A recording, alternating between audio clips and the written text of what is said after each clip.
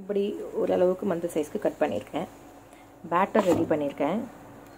Batter is maida and little rice flour with sugar and turmeric powder with little pinch of salt, and just deep frying it in the oil, sunflower oil. And this is a ready consistency. I'm going to take it off from the stove.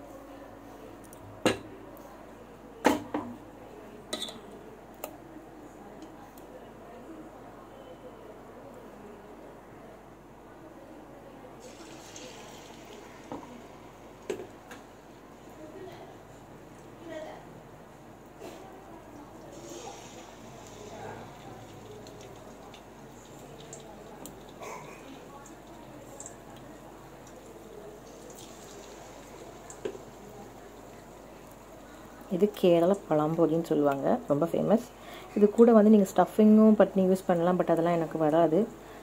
இதுதான் எங்களுக்கு பிடிக்கும், நல்ல பழுத்த பழம். ஏன்னா cut பண்ணுறதே ரொம்ப கஷ்டமாக இருக்கும். ஸோ இதில் நான் இப்படி தான் பண்ணி எடுப்பேன். ஸோ உடனே திருப்பக்கூடாது, கொஞ்சம் நேரம் ஆகணும். ஸோ கேஸ் வந்து சிம்மில் இருக்குது, கொஞ்சம் நேரம் விட்டுட்டு அதுக்கப்புறம் வீக்கெண்ட் கமெண்ட் 1-2 வந்திருக்கு. So I'm just going to flip it of.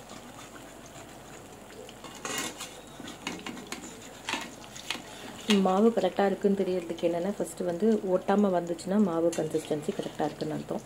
ஒட்டுறதுன்னா வந்து மாவு கன்சிஸ்டன்சி தப்புன்னு அர்த்தம். நீங்கள் அதுக்கேற்ற மாதிரி மாவோ இல்லை வந்து மைதாவோ இல்லை சுகரோ அட்ஜஸ்ட் பண்ணிக்கோங்க. எனக்கு எதுவும் ஒட்டாமல் தான் வந்திருக்கு.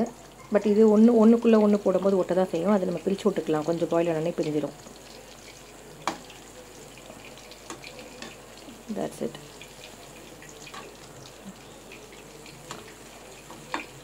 நான் ஃப்ளிப் பண்ணி ஒரு 2 மினிட்ஸ் ஆச்சு. சிம்மில் வச்சுட்டு விட்டுடணும், நல்லா பாயில் பண்ணதுக்கப்புறம் எடுத்துக்கலாம். ஸோ சின்ன வால் கொடிச்சிட்டு இருக்கு. 1 more ஃப்ளிப். ஆக்சுவலாக அது வேகலை. நம்ம பஜ்ஜி மாதிரி இருக்கும் சாப்பிட்டா. பஜ்ஜி எப்படி முறுமுறுன்னு இருக்கும், அதே மாதிரி தான் இருக்கும் அது வெளியே வந்த உடனே. நான் வந்து இது பேலன்ஸில் அச்சு முறுக்கு மோல்டு வச்சுருக்கேன், அதுலேயும் போட்டு எடுக்க போகிறேன். குழந்தைங்களுக்கு நல்லா பிடிக்கும்.